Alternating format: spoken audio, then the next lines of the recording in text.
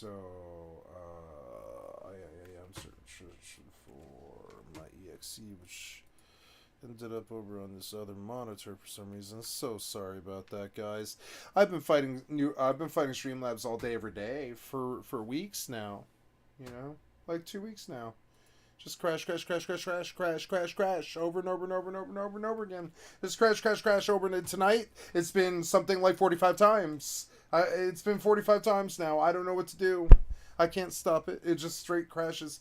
Gonna try a different game here on the assumption that this game that I'm playing is just incompatible with Streamlabs, and move forward with the theory as to why this is happening. I have no idea why this is happening. I have no clue. I really don't know how to stop. Streamlabs just keeps crashing over and over again. Streamlabs desktop app. Oh my god.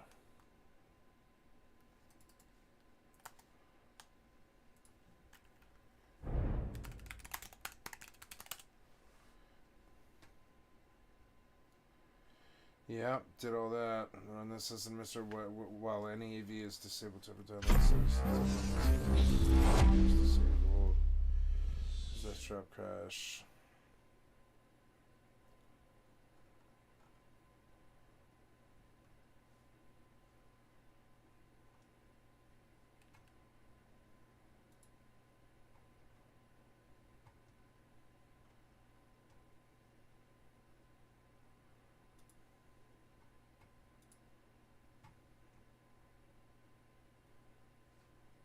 So, no. No, my drivers are good. So we'll see if it crashes on New World. I don't know. I have no idea. I thought it might be my third monitor. I might have been all these things, but I really don't think so. I think it's something with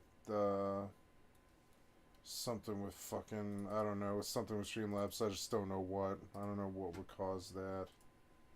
It's driving me crazy, though. All unconscious. Upon awakening, you hear Grigori's voice from your scar and are prodded to pick up a set of weapons from a nearby table. This will in turn allow you to choose your starting vocation, those being fighter, strider, and mage. Guys, I'm These so are the for only three difficulties. vocations you may choose at the time, but there are several other advanced vocations that are considered natural progressions of the starting classes. Fighters, striders, and mages could naturally swap to warriors, rangers, and sorcerers. I don't know. Alternatively, you can pick a hybrid version I went of these 7 classes, months without a such crash as Assassin, which is the Streamlabs, and now it's just crashing every day like a bunch over and over and over again. I reformatted last time when it was happening like a couple weeks ago, like a week ago. I full-blown reformatted and I erased my drive.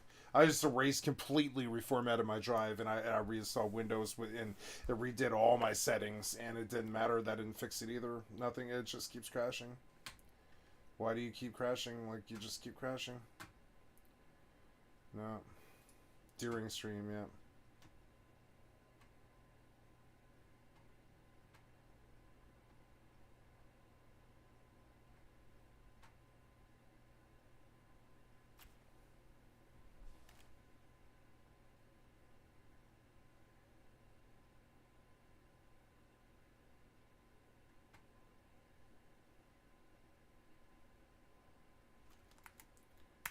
What? I don't know. I don't know.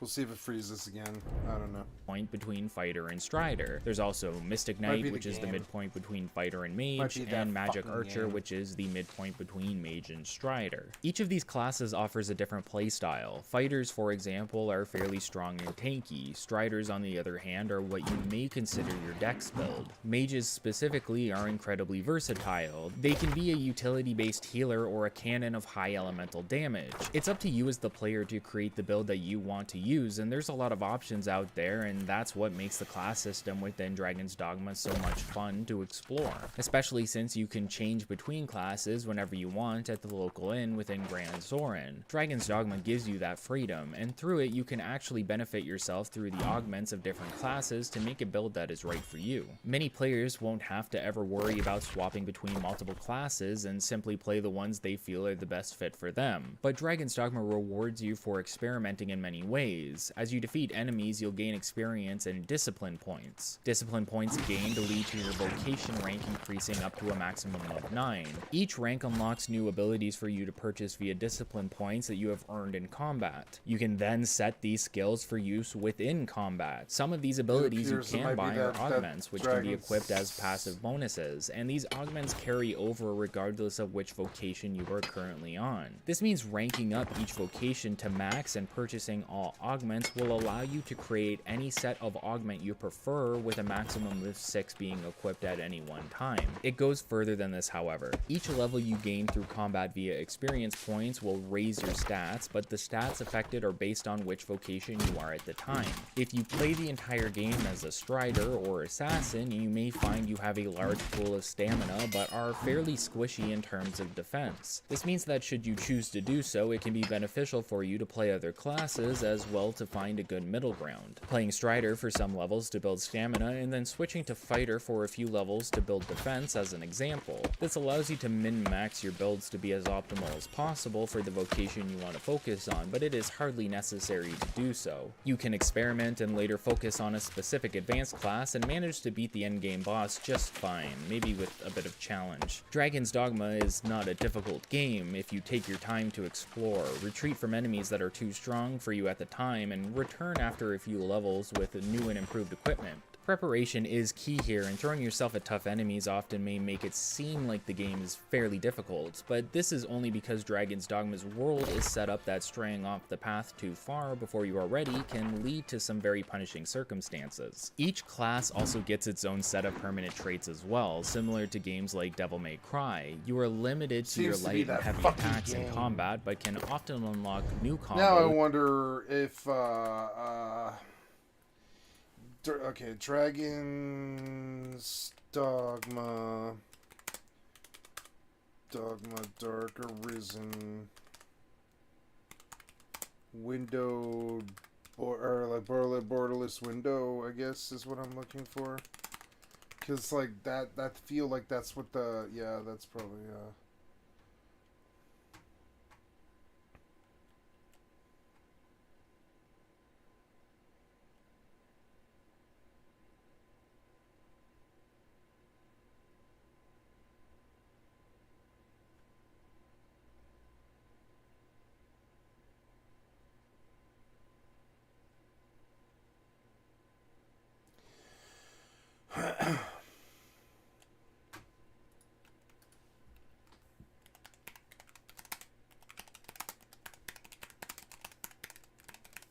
yeah, just Dragon's Dogma's crash. Yeah, like, oh no.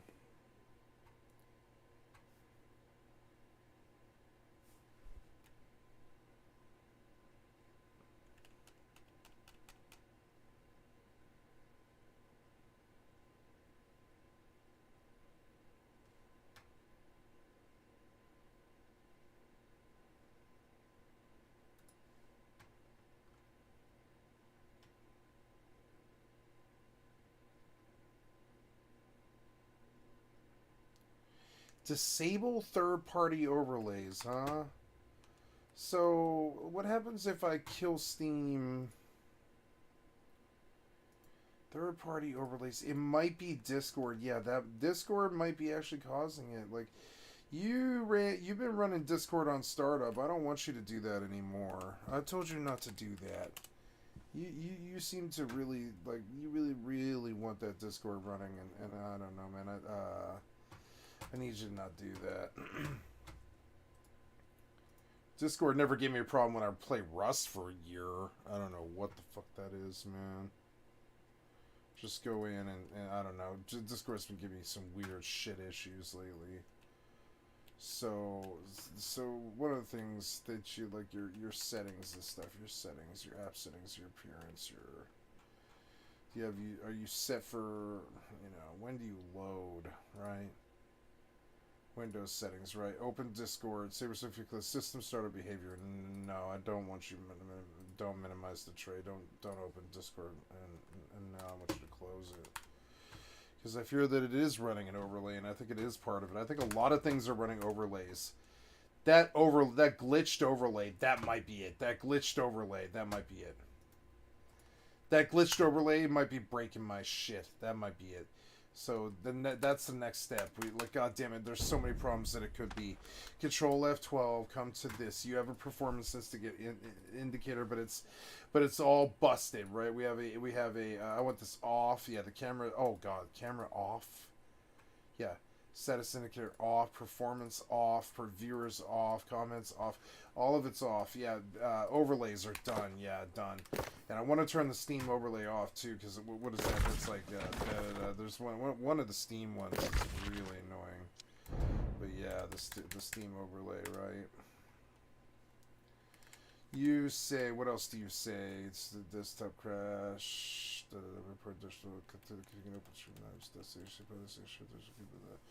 This is not it. The video GeForce in-game overlay, disable via settings, general in-game overlay switch. Oh right, disable via settings, top gear, right, gear icon, right. So what is this? It's like Control F12, gear out, gear. Oops, no wait, I don't want that on. I don't want that on. The HUD layout and stuff, all of that off. Yeah, all of that off, and Discord and disable by users overlay, enabling game overlay. Yeah, so if the Discord's off, it won't matter, and that might be part of what's causing all of this. So I noticed that immediately. New World is not crashing my client, but the other client is. But I wonder maybe if it's because of the overlays. It might have been because I killed the overlays. I don't know.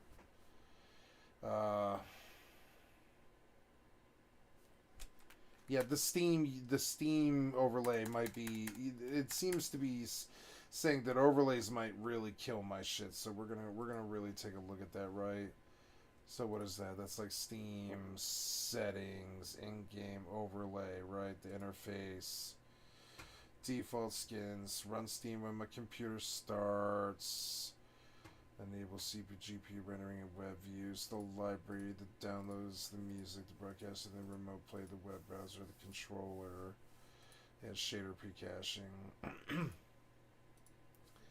Family in-game. Oh, use the Steam overlay while in-game. Don't use it. Use desktop game through and let you get while Steam VR is active. That's good. Now save it. Kill the overlay, right? Edit Windows 10. If you're using Windows, make sure the Windows settings have disabled at least the game DVR feature. Make sure that in Windows settings you have disabled at least the game DVR feature. Try to disable the game bar features may cause issues with the Windows Store. Okay, game bar, right? Game bar settings, Xbox game bar controller, enable Xbox game bar. It's like the settings, right? Open it at the Xbox game bar, right? I don't want it, no. Overlays, right? Graphics and all this other stuff. Yeah, it's fine. That's good. Overlays, right? By the GPU VC, GC, FreeC, get us lower your in-game graphics settings and stuff. And have we crashed? No, we have not crashed. There we go. So, I mean, I don't know. Let's see if all this stuff is an amalgamation of stuff causing my fucking Streamlabs to crash. It is possible that is the case. I don't seem to be getting a crash here with New World, and that's good. So I'm going to go back now to DDAA and see maybe if I fix my problem or if I just crash a lot more.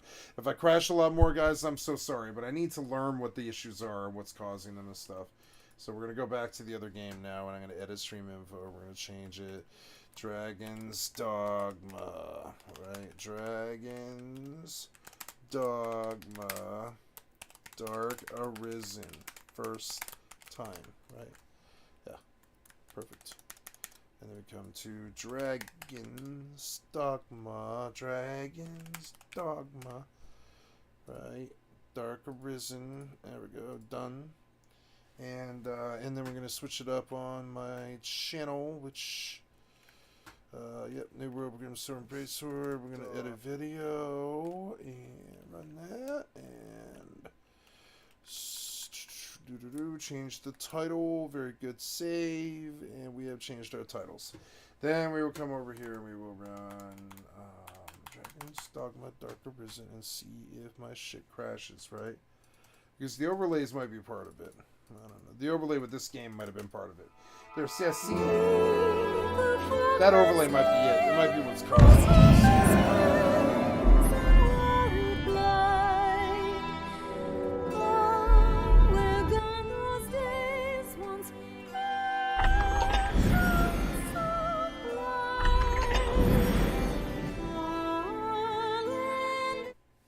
Speedrun mode?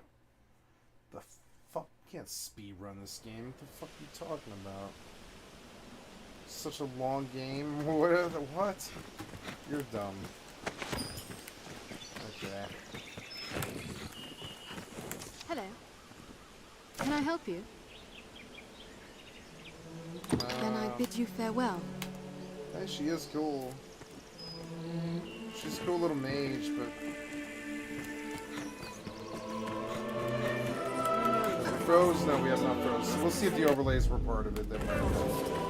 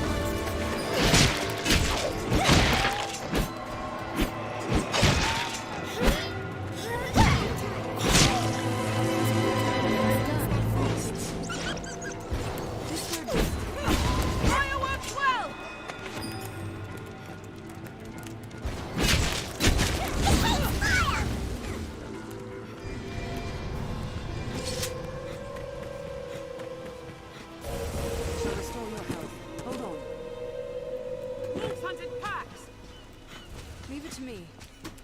Tis a troubling foe.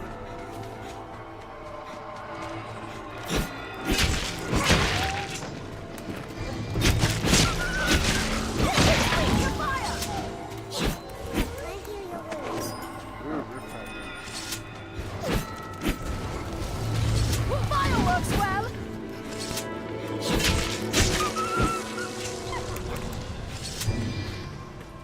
These mages just stomp everything. It's hilarious. Mages are always so overpowered. It's hilarious to actually have them on your side because they'll just stomp, stomp, stomp everything. Later on in life, they're just going to get stronger. They don't get weaker, you know? Fun to have 3 mages on your side just stomp your way across the fucking, you know, across the, the countryside.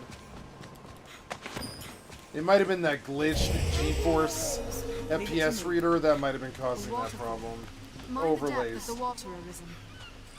I guess Streamlabs and overlays are cancer to each other, and I guess that might actually make sense. Please don't overdo it. Are you all right, Master? The sea is closer than I'd imagined. Every time that stupid ass NPC talks, I crack Don't worry, up. I'm here. Oh, is that it? I'm like behind, I guess. Am I behind? I am behind. Follow Oops. this road north. Well, sorry. You know. Quite the grand structure. A way castle, perhaps? I trust you rested well, given the hour. The Arisen arose late this day. We make for the capital. Like as not, the cart will draw beasts along the way. Stay vigilant, but fear not. We walk with the...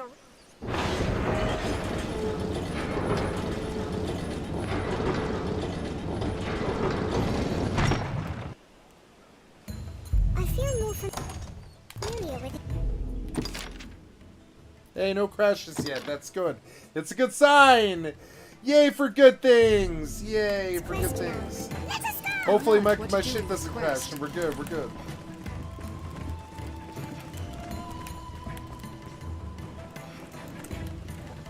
I of want a two-hand sword.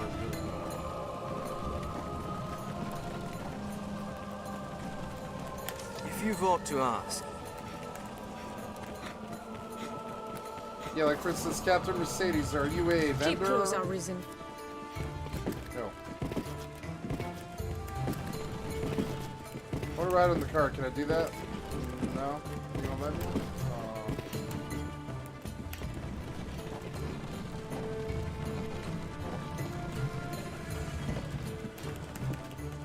Goblins come! Careful! Even goblins can Take no chances, men. We have Cut them down on sight. There's no way we could have lost to that. This pass is a nest for every manner of foul beasts, sir. If you've aught to ask. They come from above. Ready yourselves. Watch both ground and sky. With a woman's form! I will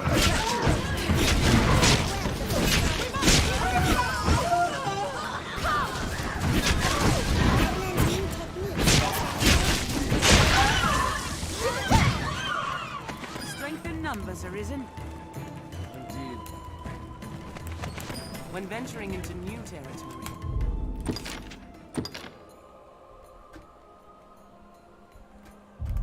Best you went by daylight.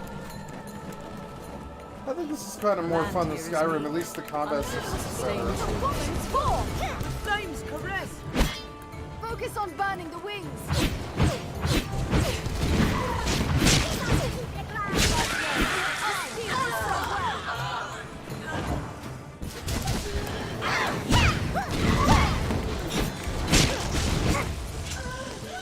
The mages just slaughter these birds. The mages just slaughter everything. I feel kind of mean for anything that meets me. Watch your head. This is just 3 mages and a warrior just stomp you in. It's such a nasty combo. You can't really stop that damage. It's 3 fireballs on you, and then the warrior opens up. You're just like, oh, nah, I'm dead. Mobs die, players die, everybody fucking dies. 3 mages and a warrior, you're fucking dead. That's so much fucking damage. There's no fucking way. If all 3 of them open up with fireball, you're dead.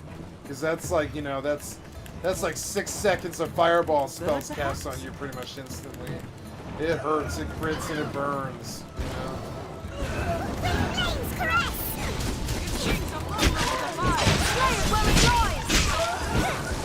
I'm learning that the mages are perfectly capable of killing pretty much everything.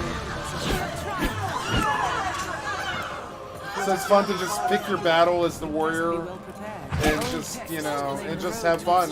Because they're gonna just bone their way through everything anyways. You know? It's good to rest all the time because they need the mana. I don't believe they have an active way of getting mana back besides rest. Which isn't too good. I kind of want to figure out some source for ethers and just exploit it. Give them each like 99 ethers. There, Master! Wolves! It's a crippling foe.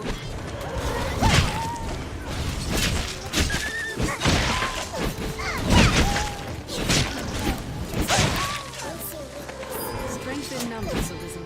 This is the best $5 I've ever spent, maybe. Shall restore your power. Hold on. I'm so glad I got this game for $5.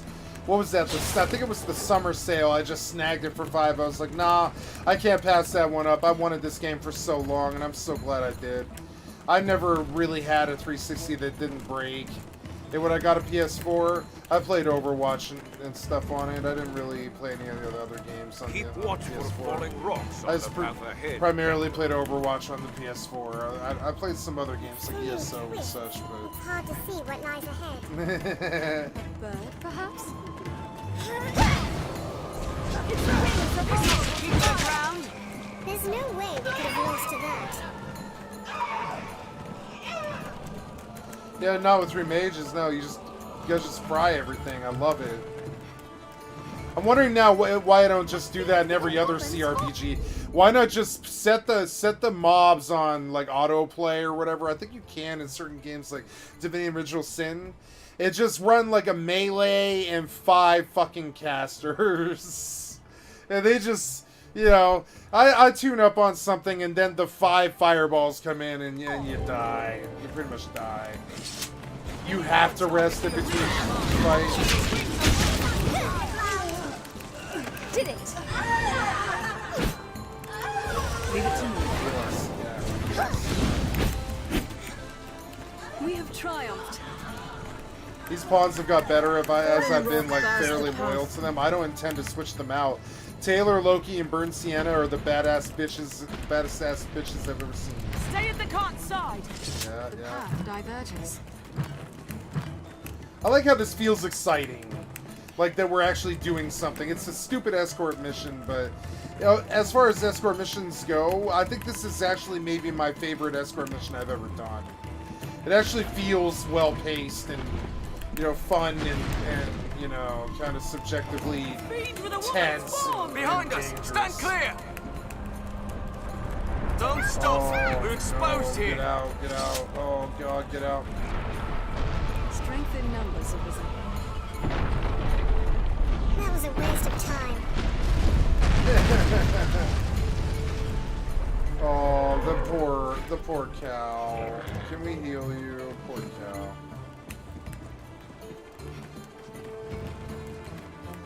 I mean, what can I do? The rock sucks.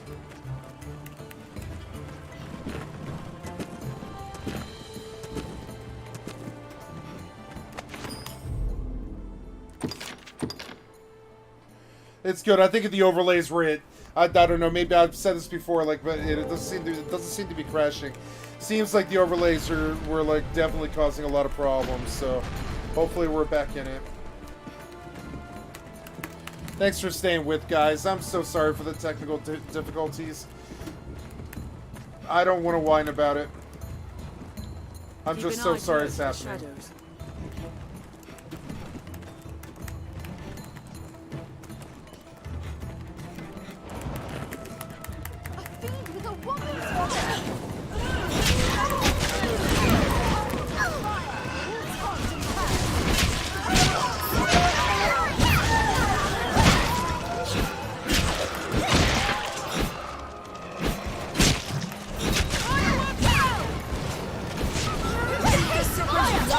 Fuck out of my way, Sienna. Cannot turn back. Stand Fucking strong Sienna's in my and press way. onward. New way to fight. I've learned new techniques. Don't kill the cow. I've set its wings ablaze. I'll set its wings ablaze. Yeah, do that. Yeah, do that. I think it'd be fun to play an archer just because, you know. Shall restore your health. Hold on. I mean, I think I don't know if I need ammo. I guess you do need ammo, huh? Do you need ammo? I don't know. Do you need ammo? But anyways, I have this bow, but I can't. Oh, I can't move to the equipment. Yeah, and like and equip that bitch. You can't equip that bitch. I guess not. I guess that's only a. I guess it's not a fighter weapon. Oh, select an action with blah blah blah. Oh, really? Oh, okay. Well. Can we select an action with, well, I don't know. Oh, yeah. Select what you wish to equip with blah, blah. So I want to go to, not close, but I want to go to, not jewelry, but materials, tools, curatives. Yeah, what do we have here? Dose of strength. We have Night Cry. Potent Green Warish. Let's combine Potent Green Warish with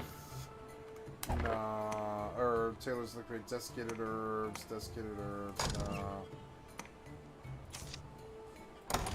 Can we combine with anything? We can make Cloud Wine to create something unknown. Let's try that. Yeah, create one, yeah. Mature Green Warish, okay. Potent and Mature Green Warish only enhances the ripening process is only.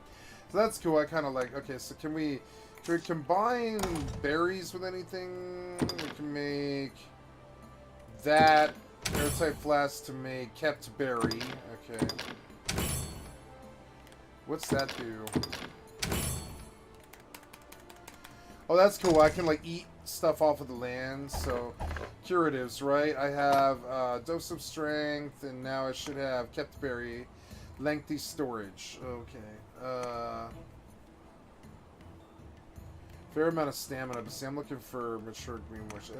Yeah, probably green is a fair amount of health. Okay. Yeah, let's run that, and we'll see. Create a hockey for your land book. Select the assign the desired key 1 through 5. We'll put 1 on you. Yeah. I heal your wounds. Very good. It is treacherously steep.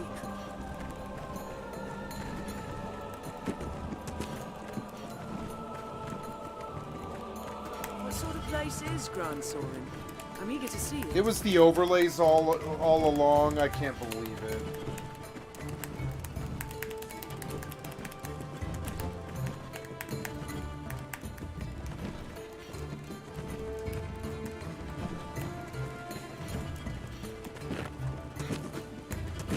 Monsters arisen! Ready yourself! The creatures come! Cut them down, men!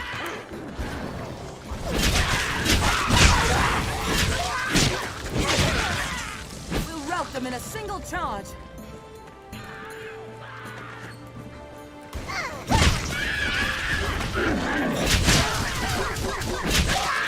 Stay calm! There must be out here that will open the gates!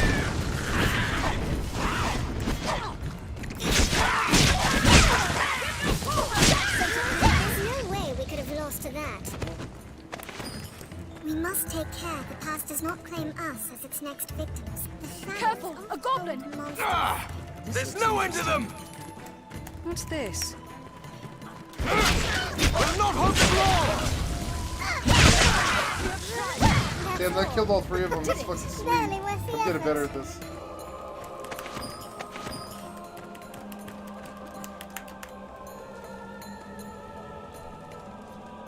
A goblin pack!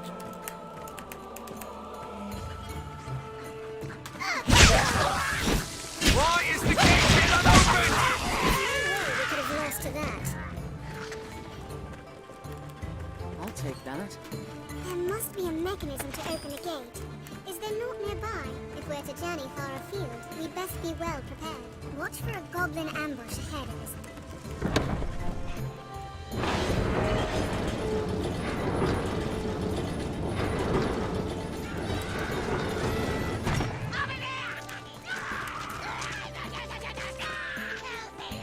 I like the goblins. They're cute.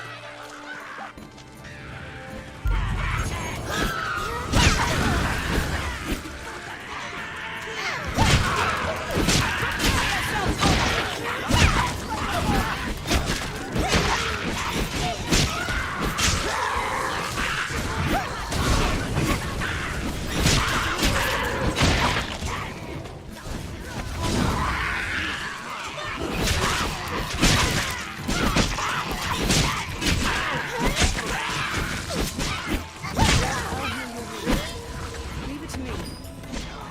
There's no way we could have lost to that. This looks interesting. We're not far now, men! Keep marching! The ox is on the last. Is on the last health. This is the final way castle before Grand Sorin.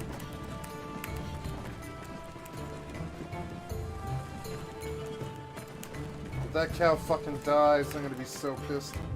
Save it here.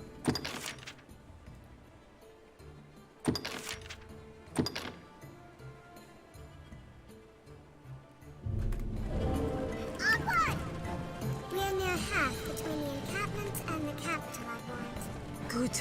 We've come this far safely. Stay vigilant till we're in Grand Sorin's gates, men. The canyon floor is an apt spot to find ourselves surrounded. Best be careful.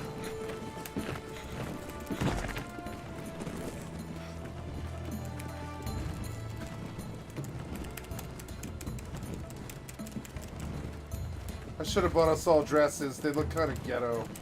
But she has a nice dress and a nice cloak. Don't kill my cow! Oh, don't kill my cow. Don't kill my cow. Yeah, get back up. You're good. I'll take that. This road is frequented by peddlers. When venturing into new territory, best you went by daylight. Some small foe lurks ahead, Arisen.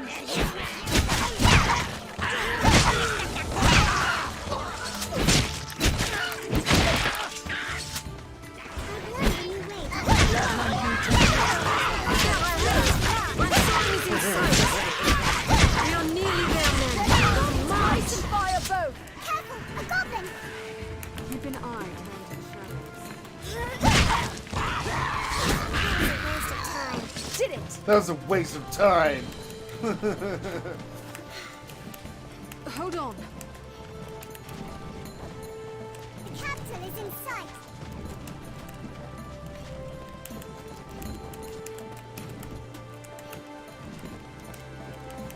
Kill 'em all! Armed bandits arisen. We've near arrived.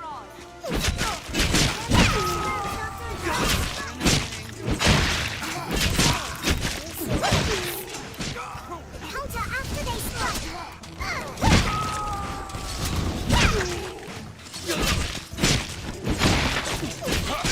It's hard in quick succession. There's no way. We have triumphed. Did it! Monsters are fewer near the capital. Come on, Cal, keep on plodding. We're almost there. Seems all roads lead to Grand Soren.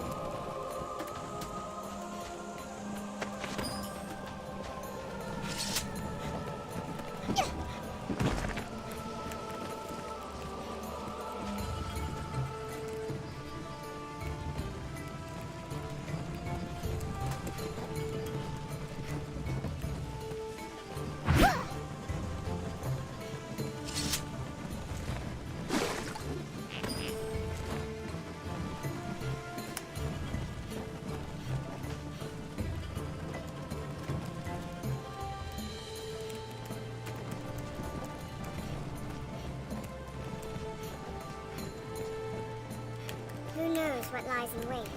Let's proceed with caution.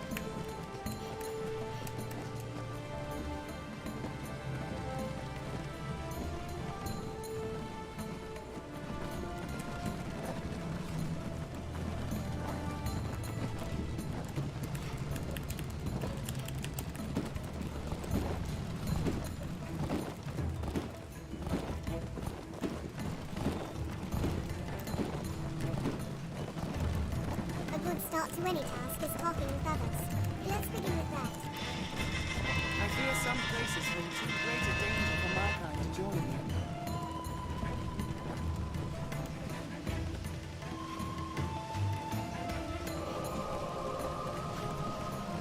We share these roads with traveling peddlers, guardsmen, and other folk.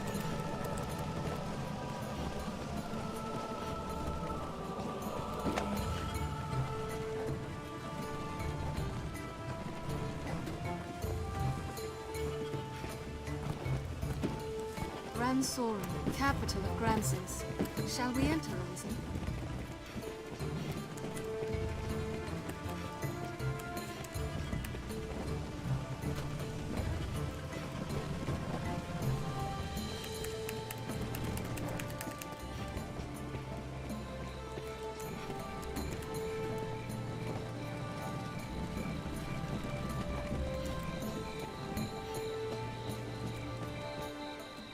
We've arrived. Well done, men. A Hydra's head is a fine prize. Walk proud through these streets. Good. Rest up, men.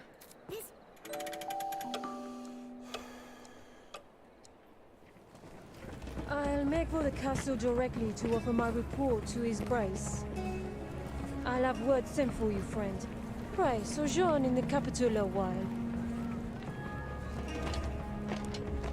To the castle, men! Step lively!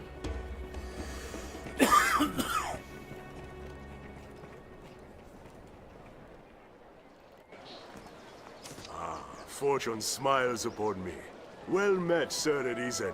I am called Mason, if it please you. Now you're come to the capital a conquering hero, you'll be needing aught to do, eh? My word to you, begin with the pawns. Their kinds woven tight into the...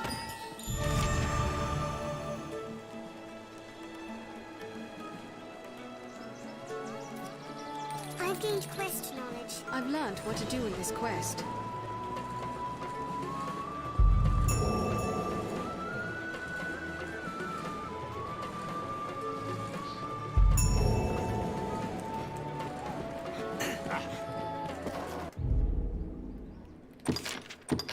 The overlays were it. The overlays, God. It's always something. Humans certainly do make a lot of expansions. The mild weather year-round makes Francis well suited for human life.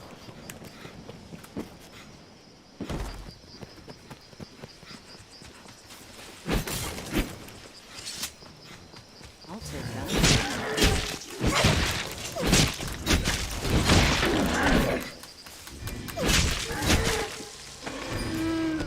My kind grows better age anytime.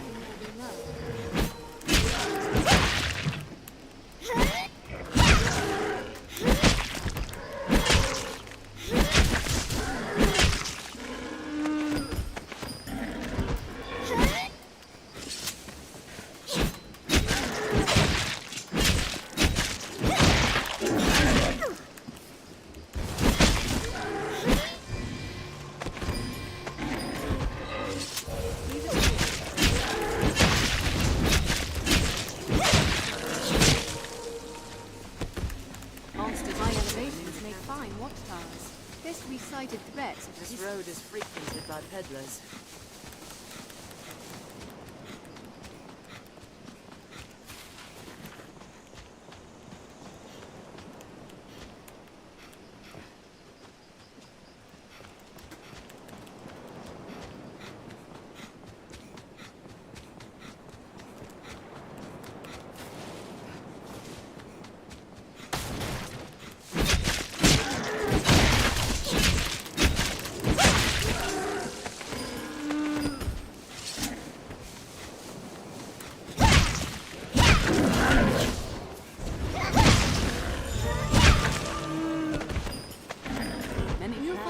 Growing at all trees as we will in dense forests.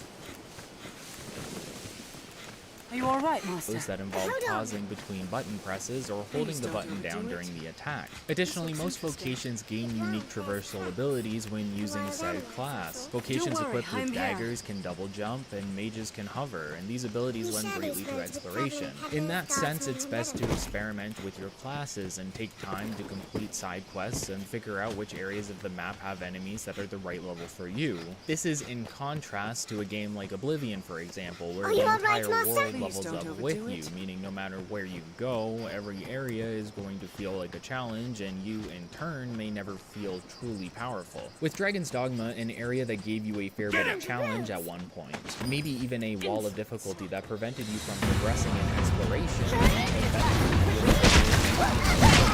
as a character. As I mentioned previously, Strider is what you consider the best monsters in existence. They're the dex build within a typical fantasy RPG, and starting locations, not as strong as some, but able to dish out damage through quick successive attacks. They specifically utilize two weapons, the daggers and the shotgun, each of these weapons from several skills but 3 of these skills per weapon, but main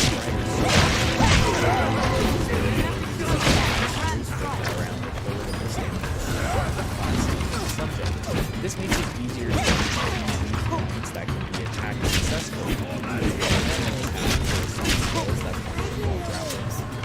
Moves like Thousand's Kisses for daggers or Fire Gouge for swords are examples of moves that are not only beneficial in climbing a monster, but some of the most powerful and effective in the game at dishing out damage through this.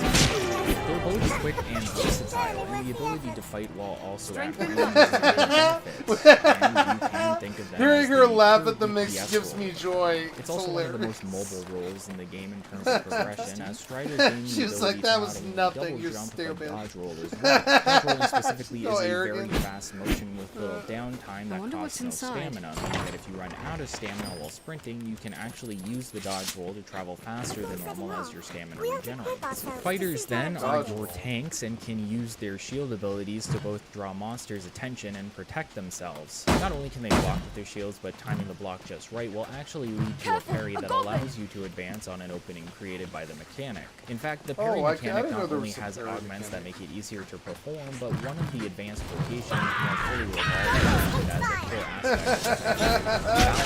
They just are hilarious. They just fry everything. Striders, which can double jump, or mages that can float around gaps. Yeah, why the not? fighter I mean, isn't like, so lucky. yeah. Instead, one of their core skills is the ability to detect and loading after being I think this game's better than Final Fantasy. on the surface, fighters may seem as That was a or waste of particularly time. interesting as some fighter classes, but that's due to its ability to stand in I really place like and move her. around This is slightly so while controlling the funny. flow of battle through its This is a enmity welcome or breeze. aggro-generating abilities. The fighter then can keep the attention of monsters on while magic, meanwhile, can be one of the most interesting aspects of any game. You have a magic system like in Skyrim,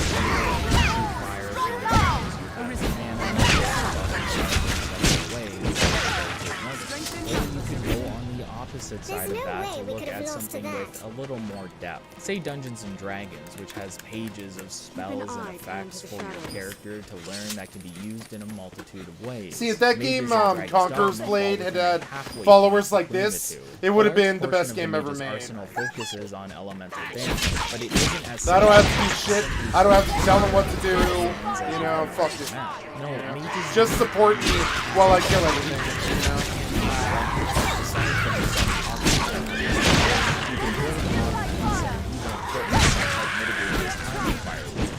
The ability, the longer it will take to activate, meaning party composition matters. If you We are or near your pawn half are between the engaged, encampment you and want the said capital, my spellcaster lord. to be If you protected feel in the some foe is beyond our capacity, means, generally there through is the no inclusion shame of a in fighter or other red vocation within the party. Mages aren't only proficient in offensive spellcasting, however. They specifically get the ability to bestow elemental buffs on the party's weapons, and these buffs can both be upgraded through vocation ranks and have their duration extended. Mages also have the ability to buffs from party members, giving them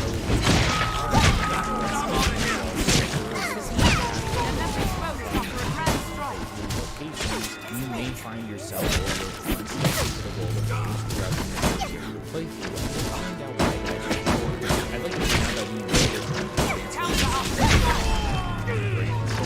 it's best to have an idea of what every class does, their strengths, weaknesses, and their gimmicks. So it's better to know about your starting vocations early on so that you have a better idea of what your preferred selection may be. And what makes Dragon's Dogma so special is how unique each of these vocations are. You may not understand it at first, but as you read it up and you learn these abilities, it becomes much more apparent what the strengths and weaknesses are and how they will benefit your party overall.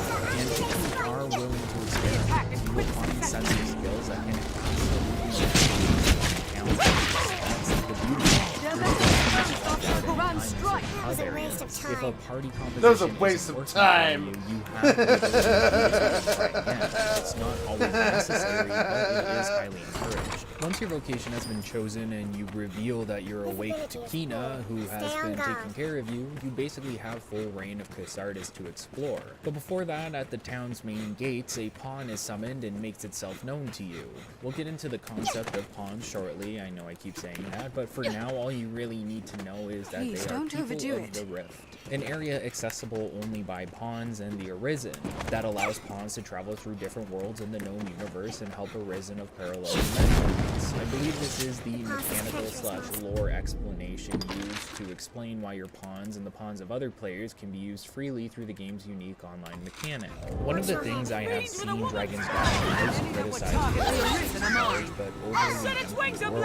While I have my opinions on the land and brands Gransis that we will go into later, one area That's that a the game waste excels of in time. is the design of its towns, for which there are not many. Specifically, you will be visiting Casardis, your home and fishing village, and the capital, Grand Soaring, a bustling city with winding streets that are easy to get lost in. They are dense areas with a lot to discover within them, and exploring is a huge aspect of this game, especially with the freedom you have to do so. It's not full-on wall scaling a la Assassin's Creed or Prince of Persia, but you can hop up virtually any ledge and make your way to the rooftops of the towns in order to explore them vertically and reach areas you generally wouldn't find accessible. It's within Casardis that you can start your first set of side quests, and this is a great time to discuss side quests overall. While there aren't many, the majority of these quests are intricate enough to be of note, especially since many of them offer decent rewards and are missable as you progress through the story. If you head over to the game's fan wiki, you will generally see that the game is broken up into 7 stages, from when you lose your heart to the post-game, and as you enter from one stage to the next, you will lock yourself out of some side quests that you haven't completed with the This in turn can lead to you locking yourself out of future quests that were connected to previous ones. Some people like this mechanic and some don't. It's a function of both tools since their inception, while many people express that you will side quests there's something more real and impactful over finding a quest before it's lost to you, especially in a replayability sense. You could go through the first run of Dragon's Dogma and miss several side quests and rewards, and then play it again on New Game Plus or a fresh save only to explore further and find something you missed that leads into a grander narrative over the course of the main storyline. Although I will point out that due to the nature of certain quests and how New Game Plus functions, it may be in your best interest to be a completionist if you want to make the most out of subsequent playthroughs. And you'll see why when we get to the concept of idols and forgeries. So while it is beneficial to the exploration factor of the game, it really depends on the player at hand. If you want to go in blind and experience everything as it is presented to you, you have that option, and it is both valid and enjoyable. But if you want to know when certain quests begin and are lost, there are various options for that as well. Before we begin talking about specific side quests, however, it's best to make your way out of Casardis and towards the nearby encampment, as this will lead you to unlocking your own personal pawn and various mechanics in relation to them. The world of Gransis is rife with danger, and you'll see that as soon as you exit out of the safety of Casardis. Don't overdo it. Generally speaking, you'll have your best chance of reaching somewhere safely by following the roads and traveling during the day. At night, certain more powerful creatures may spawn, and the likes of goblins and wolves may become more aggressive as well. On top of this, nighttime is incredibly dark in this game, facilitating the use and upkeep of a lantern that you should always have on your person. Dark areas in Dragon's Dogma are truly dark, and you need to prepare for travel if you plan on exploring and dungeons. I would emphatically suggest that you do stay on the road and only travel into the forest if necessary. It does not monsters like chimeras or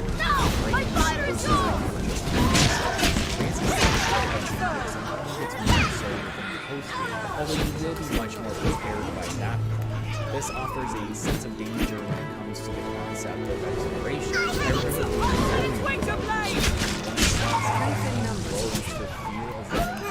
Monster that I wasn't ready for.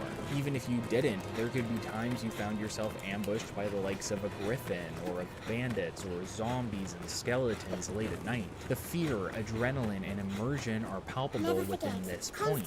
That's why it was always so surprising to me to hear people criticize the world as being empty without much to do, when that simply isn't the case. Gransis is very large, and there are many unique areas to explore within it, and if you choose to do so, you will find yourself fighting against countless enemies, some of which are unique and won't appear again until the post-game. There's not an abundance of towns, sure, but the dangerous realm of Gransis is there for you to attempt to get through. Something new and curious from the challenges. Not to simply find a side quest that you can take in that direction.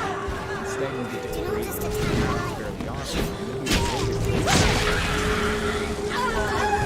Most of the Sardis is an encampment run by the Duke of Grand Soaring. You can find plenty of soldiers there, as well as the merchant. The main reason for reaching the beyond is to reach the Rift Zone and begin the the process of creating your pawn. Before that, however, you'll need to prove yourself to the pawns of the Rift by taking part in a challenge. Said challenge ends up being a battle against your first large monster, a Cyclops, just outside the encampment. This particular Cyclops is already heavily weakened, and you have the support. A fiend with a woman's form!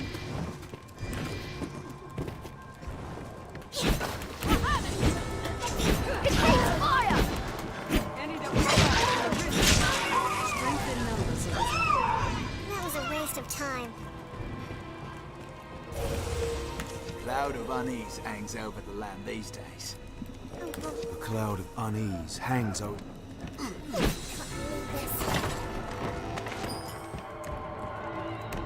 Fall, beast! That's all. Barely worth the effort. I'll heal your wounds.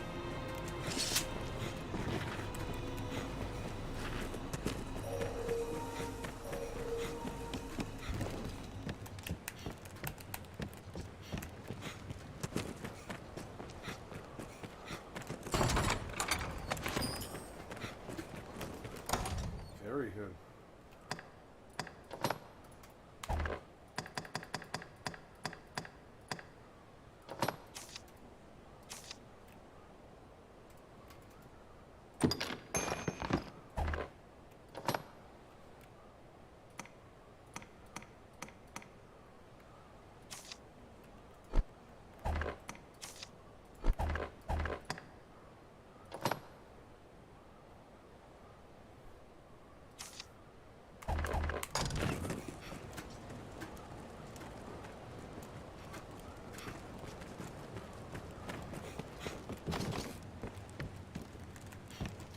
Let me sleep.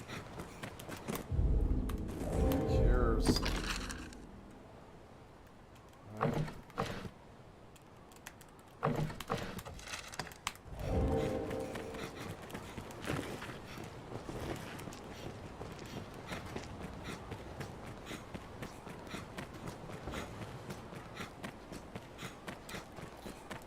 I'm so glad I managed to fix the Streamlabs problem. Oh, thank God. I hope I fixed it. I hope I fixed it. Hold on. Support of multiple NPC soldiers at your side to help you. What this event is designed for is showcasing the concept of large monsters to you. Cyclops have a lot of mechanical functionality. You can attack their eyes as a weak point, you can break the tusks of their face and loot them, and you can even attack their legs to knock them down if climbing them isn't something you're more proficient at. Thunder-based magic can even stun them. There's plenty of ways to deal with Cyclops, and you get to learn the best ways for your specific location at this point in time. What you learn with the Cyclops is something that is constant throughout your entire journey. All large monsters will generally have this level of depth, and you can spend time learning how to best deal with them in order to be your most effective. And it feels incredibly rewarding and exhilarating at the same time. Large battles feel grand, they feel like a lot is at stake and like anything can happen. Back within the encampment is a rift stone. These tools are your means of entering the area known as the Rift. You appear in this location to summon pawns for use in your party, but before you have the ability, you first need to make your own. Much like your own character creation process, everything remains true for your pawn. Their weight and height directly affect things like their stamina and carrying capacity. The pawn you create will always be by your side, so it's best to make someone that you'll enjoy being around. Unlike the character, you get to form a bit of the pawn's personality or inclination. Inclination basically means how your pawn will act within battle, things like focusing on utility and healing over offensive tactics in combat. You're given a brief survey during character creation to help you define this aspect of your character, but you can also change it slightly throughout your journey by using a mechanic known as the knowledge chair, which can be found within the inn you'll be visiting. It's potentially the most iconic mechanic within the game and forms the majority of Dragon's Dogma's online aspect. Make no mistake, Dragon's Dogma is a solo game. You play by yourself with a party of pawns, but said pawns are either generated via the game itself or by the creation of other players. When you create a pawn, if online, said pawn will be available for hire to anyone else playing the game. They can search for pawns of certain categories within the Rift and have the opportunity of finding your pawn when doing so. Additionally, the server will generate pawns to walk around the streets of Grand Soren and the roads of Granzis as a a whole, and said pawns can be actively recruited without accessing a rift stone. Pawns within the lore of Dragon's Dogma have the ability to travel across dimensions or to different worlds via the rift. This is the explanation given to explain why you can use the pawns of other players, because players within different worlds create their pawns, and then said pawns travel across worlds to be used to other players, such Arisen. Using pawns from other players is both beneficial to you as well as the owner of said pawn. You get to use said pawn and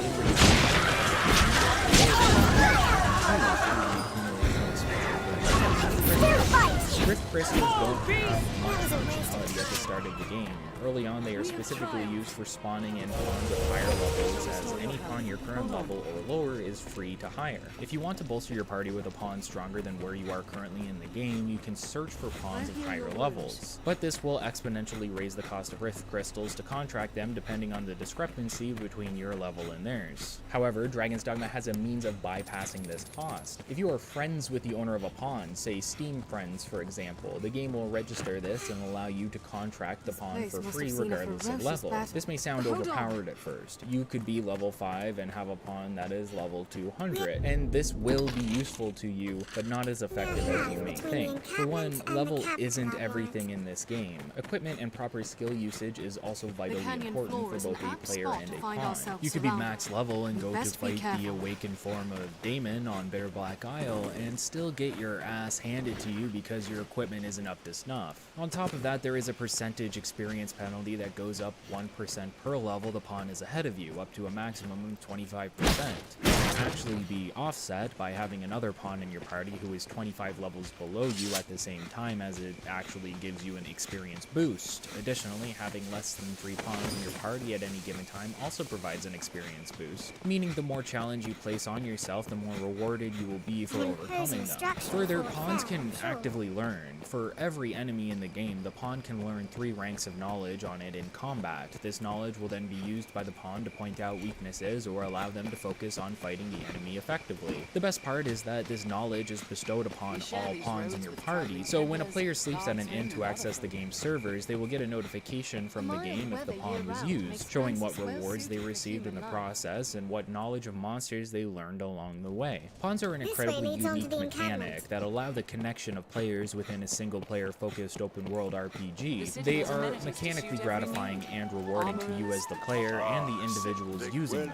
You can even rank pawns that you enjoyed using when sending them back, and maybe even offer them a gift in the process. You can send some pretty useful items alongside the pawn if you feel like being particularly generous. In fact, Dragon's Dogma is not afraid of allowing you to be incredibly overpowered or mechanically liberated. There's even a special arrow you can purchase for 300,000 gold called the Maker's Finger that can one-shot almost any enemy in the game, including the final boss. The game is full of little things like this that you never expect to see in games similar to it, and we'll showcase some more of them as we progress. Once your pawn is created, you can take part in a side quest that will allow you to practice teamwork with a full party. Specifically, you have to take out a bunch of targets that would be difficult to do on your own, especially since some are weak to physical attacks and some to magic.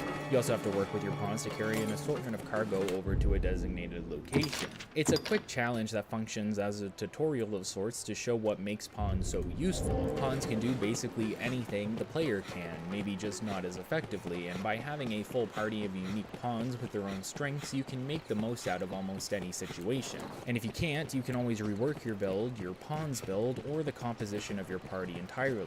Periodically, as we progress through the main storyline of Dragon's Dogma, I'll be discussing various side quests that appear within the given stage. As mentioned, stages are used to dictate when certain events such as side quests begin or are locked away permanently until a new run. These stages are used by the wiki specifically, but are a good reference for breaking up the progression of the game. One of the first quests you have available to you is Floral Delivery in Casardis. After the attack of the dragon, several villagers are injured and need medical attention. A healer in the village asks you to gather a set of flowers that will allow her to make a medicinal aid, but how to find the flowers is left up to you. A large portion of Dragon's Dogma's quests are open-ended. You are supposed to do your own research to find out how to best complete your task. This usually is through talking to various NPCs that can give direct information or hints as to how you're supposed to complete said task. More interestingly is an ability of pawns I haven't described yet. Not only do pawns gain monster knowledge, but they can gain quest knowledge as well. A pawn has the ability to offer various hints on where to go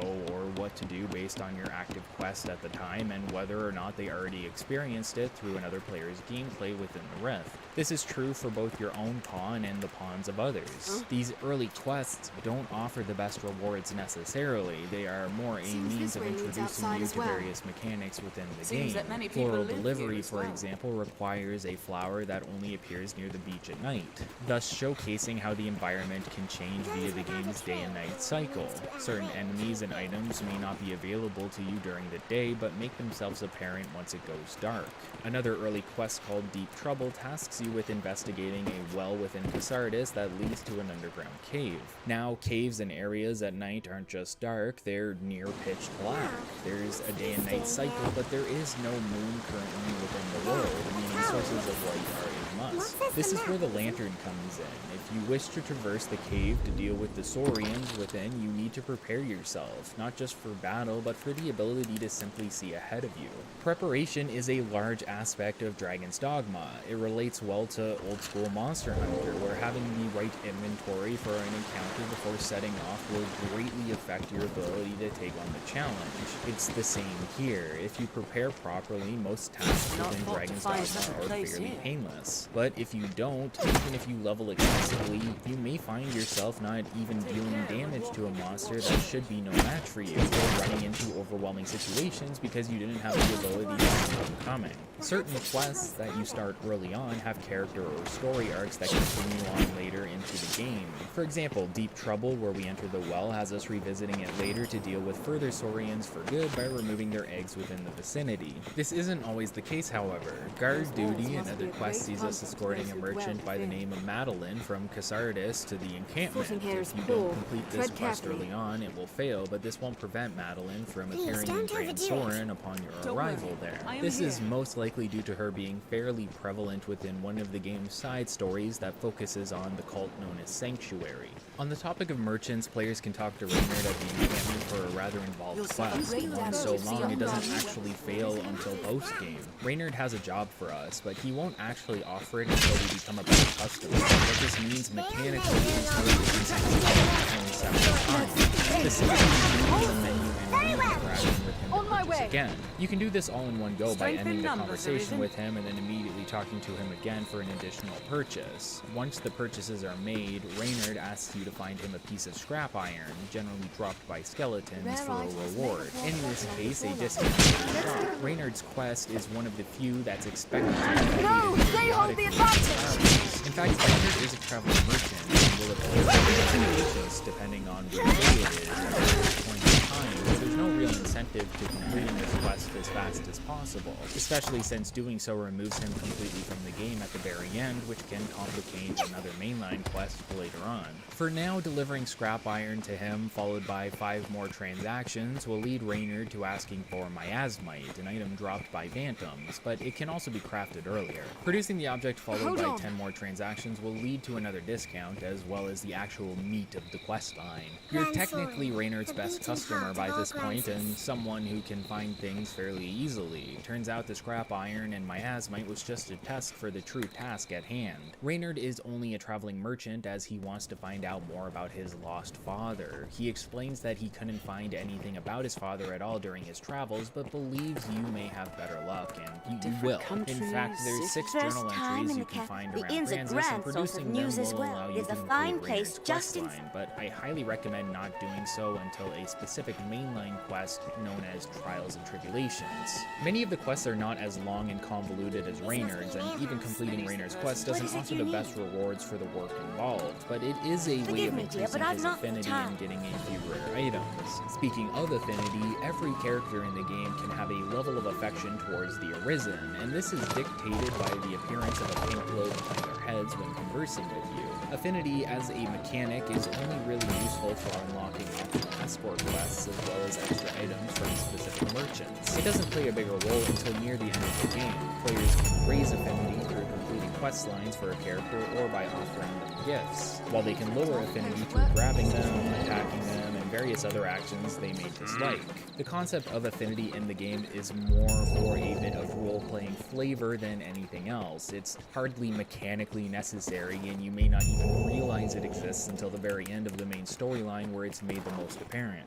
One important side quest involves Kina, your fellow village member, disappearing into an area known as the Witchwood. At this point in the game, getting to the Witchwood can be fairly difficult, and there's bandits within the trail leading to it that can easily one or two shot you if not properly leveled or prepared. It's up to you whether or not you engage with them, however. It's perfectly viable to flee past them until you reach the Witchwood proper. Said location is one of the more unique ones you'll come across, specifically because of the magical fog that causes your minimap to be incapable of showing you your surroundings. This is caused by sets of talismans that are placed throughout the Witchwood. Finding them and breaking them reveals a section of the map within the radius of the specific talisman you destroyed and makes it easier to find your way around, but it is hardly if ever necessary. Upon entering, you'll have to escort Kina through the woods to the witch's hut, where you will meet Celine, a small, quiet girl who lives there by herself. When asked about the witch, Celine assumes you meant her grandmother, but unfortunately she has passed away. This is important to remember, for we will be revisiting this area and said storyline later on, and it helps shed a little bit of light on the concept of the Arisen and their pawns. After completing all of the side quests of your choosing, some of which I haven't bothered discussing, you can talk to Mercedes at the encampment and choose to sleep there in order to progress the storyline. If Mercedes looks familiar to you, that's most likely due to the heavy influence Berserk has on Dragon's Dogma specifically. Out of any inspiration attached to Dragon's Dogma, Berserk is possibly the most prevalent, to the point that they actually had crossover equipment within the original 2012 and 2013 releases, with both Guts and Griffith's Golden Age armor sets being available for purchase, but then being removed due to licensing issues. In a way, Dragon's Dogma is potentially the best Berserk game we will ever receive, even without it being specifically Berserk. The setting and concepts are so heavily drenched within the inspiration of Kentaro Miura's work that it feels as though you are living within his universe when playing. With that in mind, Mercedes' appearance heavily resembles that of Casca. Both are female warriors, self-conscious about their worth in a patriarchal society where male soldiers are applauded and female soldiers are seen as nothing more than a joke to some. You can see further references as you progress as well. The hut within the Witchwood, for example, has clear inspiration from a similar hut Guts and his party arrive at when meeting Shirk and receiving his Berserker armor. You even fight a golem here at one point, which is what happens to the party when they arrive as well. For now, sleeping at the encampment will lead to a scene where you come face to face with a giant Hydra that is seen attacking and destroying the constructed fort within. This Hydra specifically is scripted for the storyline encounter. By dealing enough damage to one of the heads, you can cut it off, leading to a cutscene where the Hydra escapes and you're applauded for your actions, keeping the head of the Hydra as a trophy. Mercedes plans on offering the head to the Duke as a prize and giving you a bit of reputation and leeway within the world of Gransis as the Arisen. Arguably, the Hydra is an example of where Dragon's Dogma is at its weakest. Not the fight itself necessarily, in fact, fighting Hydras is an engaging and exhilarating experience. The issue is that you won't be seeing another Hydra again until you complete the main storyline, most likely. In fact, many unique large monsters and powerful creatures, the majority of them are not available until you defeat Grigori. It's rather unfortunate because it leaves the world of Gransis feeling slightly repetitive. It can be understandable why critics could feel that the game is somewhat empty and sterile when you'll be repeating a lot of large monsters that you've already encountered in the past. It's a little puzzling considering there are so many unique concepts you only get to experience later on. There's no Hydras around the depth of Gransis, no floating eyeballs, no living armor mods, etc. Well, that's not completely true. Some unique fights, like living armor, can be found when taking part in specific notice board quests, but in a game that seems to promote exploration, and it does so well, it's unfortunate to see some of the locations you explore not have anything new of note until much later on. To complete stage 1 of the game, you need to escort Mercedes and her men as they deliver the Hydra's head to Grand Soren, the nation's capital. It's a rather involved quest line, and one that has you progress through multiple waves of monsters monsters and bandits. You can take part in the quest at any point, whether it be day or night, but interestingly, Mercedes will comment depending on when you arrive, and even chastise you for being lazy if it's particularly close to nightfall. It's probably best to complete this quest during the day as it's easier to see around you. I personally completed it at night during this playthrough without thinking, and the amount of ambushes laying in wait for you is much more prevalent. This is probably the best time to mention then how prevalent certain phrases are within your travels. Pawns specifically will constantly shout in battle unless told not to, and these shouts will often be repetitive phrases used to let you know about weaknesses or warn you about certain enemy strategies. Wolves hunt in packs arisen, or their kind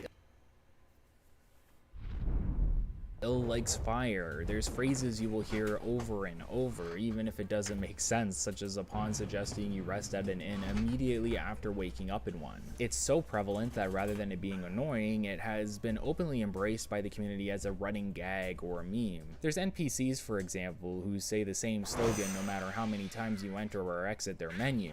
Their masterworks, "all you can't go wrong," is a phrase you'll be hearing about 100 times per playthrough when talking to Grand Soren's local blacksmith. After escorting the head to the front gate of Grand Soren, you'll be happy to know there's no other required escort quests in the game, really. There's optional notice board quests for them, but for mainline quests and side quests, you're good to go after this point. Notice boards are scattered throughout Granzis, many of them within Grand Soren specifically. They're generally used as optional tasks to complete while on the road, while doing something greater, and can provide various rewards, some much more useful than others. They're good for added challenges along the way, but generally I rarely find myself grabbing ones that take me far off the beaten path unless it has something I truly need, such as a silver idol, which can be used in a later quest. Once the head is delivered to Grand Soren and you make your entrance, Mercedes heads off to the noble quarter in order to deliver the head of the snake to the Duke. This is the end of stage 1 and the beginning of stage 2, opening up new mainline story quests as well as new side quests and mechanics for you to have access to as a player, specifically advanced vocations. Now that we've reached Grand Soren, players have the ability to head to the Union Inn and acquire an advanced vocation. Switching between vocations isn't free initially, you need to unlock each with a set amount of discipline points, but afterward you can switch between them freely at any location, which accommodates the functionality. Here, advancement vocations cost 1,000 discipline to unlock, while hybrid classes cost 1,500. Now you aren't the only one who can advance in vocation if you see fit. Your pawn can also swap to an advanced class for the same cost, however pawns cannot make use of hybrid classes. These are specifically for the Arisen. Instead, pawns can only get access to Sorcerer, Ranger, and Warrior as advancements, but it should be noted that depending on how you want your pawn to operate, you may not want to switch them for the majority of the time you are using them. Let's take Sorcerer as an example. In terms of pure magic powers, Sorcerers are the end-all be-all craziest casters you're going to see in pretty much any game. With giant tornadoes, immense earthquakes, and even meteors shooting from the sky, Sorcerers have the ability to perform some incredibly devastating spells that also require a large amount of time to cast. For that reason, it's better to pair their stronger skills with some weaker versions that will allow them to cast faster. If Sorcerers are so powerful, why wouldn't you want your mage pawn to stick to it after advancement? The main issue with Sorcerers is that they lose a large amount of the mage's utility kit. Anodyne and Halidon, the spells used primarily for healing and curing ailments, are not available to Sorcerers. Sorcerers still have the ability to cast debuffs such as poison, but no longer have the ability to heal,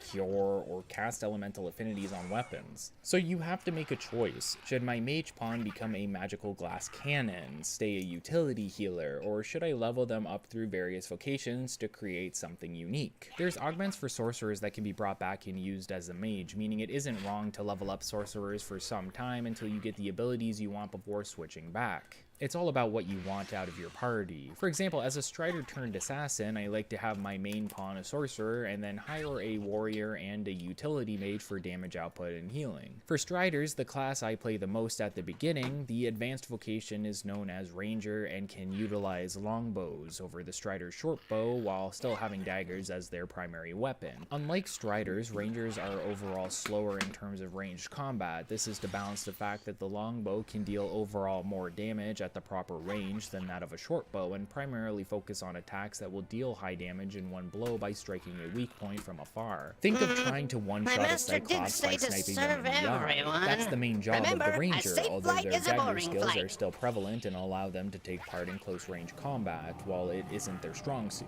Warrior is the natural progression of a fighter and focuses somewhat on the same aspects. Rather than a shield, they use two-handed weapons, those being great swords or warhammers, and these allow them to deal devastating damage at the cost of speed and ability. To make up for this, warriors have built-in hyper armor or poise in the majority of their attacks. Staggers are possible on many enemies, including humans, but the least susceptible to this are warriors, meaning that while you can't block attacks with a shield similar to fighter, you can instead eat attacks while dealing damage of your own.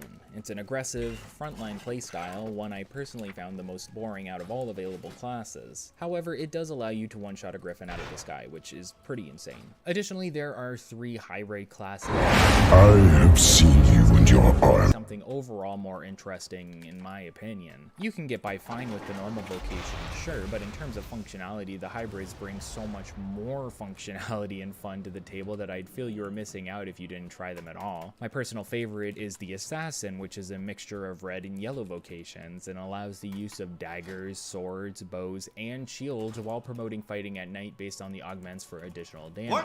That being said, you can get by just fine without these specialty augments. In fact, vocations like Warrior and Fighter offer augments such as Clout or Vehemence, which augment your physical attack by a large percentage, making it possible to melt certain fights if you prepare properly. Assassins are fast, versatile, and have high stamina, allowing them to hit weak points with ease, either from afar with a short bow or up close while climbing on top of it. The Gouge set of skills specifically are incredibly powerful for assassins, as you get to use a sword grapple ability on a high stamina class. Mystic Knights, similar to assassins, have the ability to use multiple different weapons, including swords, maces, and mage staffs, meaning their skill set is highly versatile. They are a mixture of red and blue vocations, but share the greatest similarities to fighters aesthetically, although they get access to magic shields, which are larger shields only available to their class. While the Mystic Knight can have the same game plan as a fighter or mage, their real gimmick and playstyle revolves around augmenting their shield and using it to block attacks. Fire Counter, for example, allows the Mystic Knight to augment their shield with the fire element. Blocking with the shield will cause a shockwave, while perfect blocking can cast the spell Ingle, which will perform a fire attack. There's many skills and upgrades for the Mystic Knight's magic shield that allow for a lot more utility and functionality surrounding the vocation, and this is where it gets a lot of its character and uniqueness, especially in terms of other classes. While it is a merger of multiple vocation styles, it feels more truly like its own unique vocation in comparison to pretty much any other aside from Magic Archer. Magic Archer is the combination of yellow and blue vocations. Not only can they use both staffs and daggers, but a specialized magic bow that is exclusive to their class.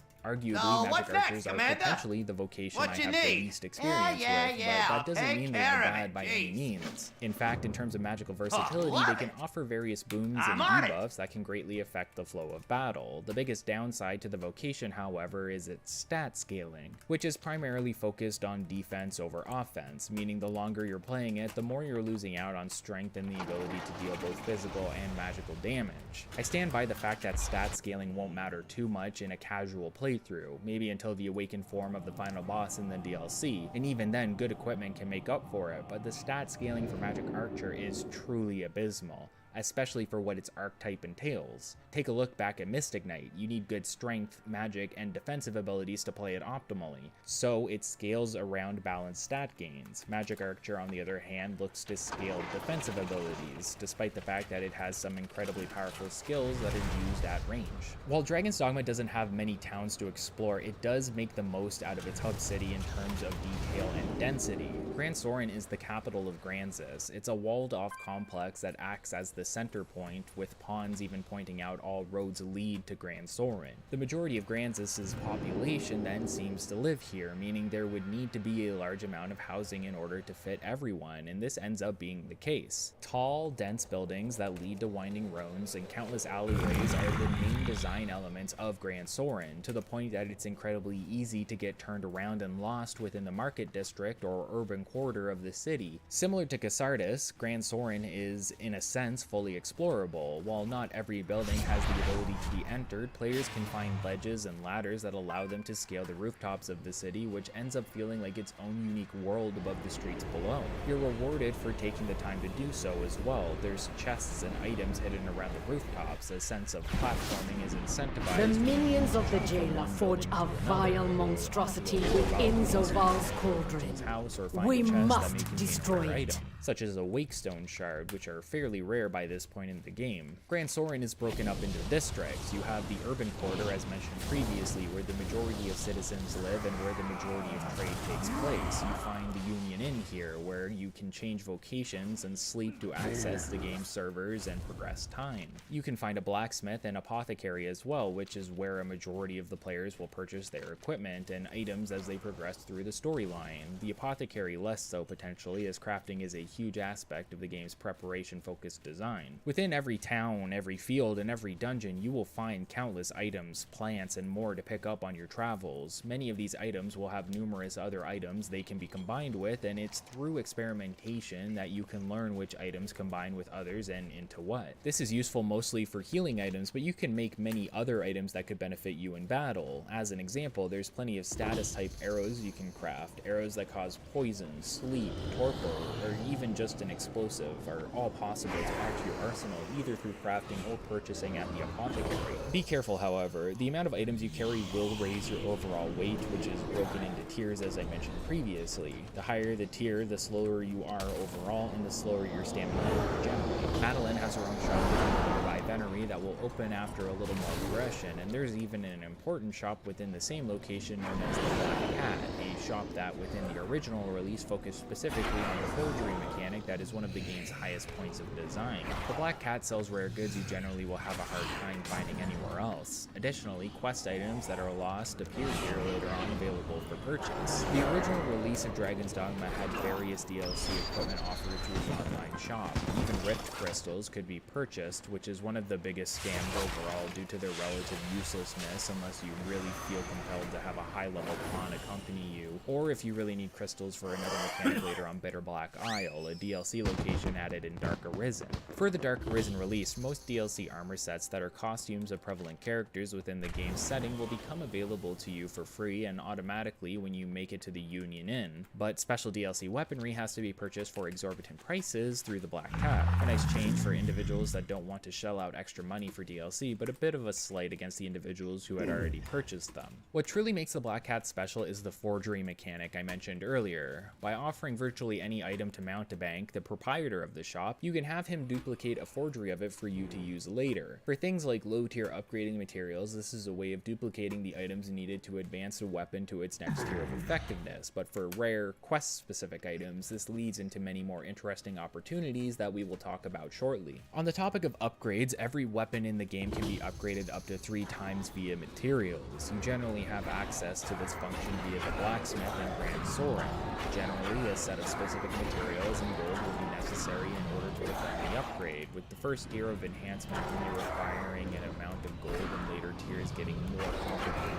As a nice design choice, having all of the materials for a specific tier of upgrade allows you to bypass the earlier tiers, meaning if you want to upgrade your daggers to the highest tier and have never upgraded them at all, you can skip straight to their final enhancement. Manually enhancing items like this isn't where upgrading ends, however. Dragons play a role within the endgame of Dragon's Dogma and can unlock a final tier of upgrade for what you have equipped at the time. I'll go into that a bit later as well, but Dragon Forging, as it's known, was the final tier of upgrades for any piece of equipment before the release of Dark Arisen, which added 2 new tiers as we will see when we cover the events of Bitter Black Isle. Within the Venery of Grand Soren is the Aqueduct, and below the streets are the slums, where many of the disadvantaged are forced to live if they do not have the means of making money through trade or capital. Like many fantasy settings before it, Dragon's Dogma's setting is one of hierarchy.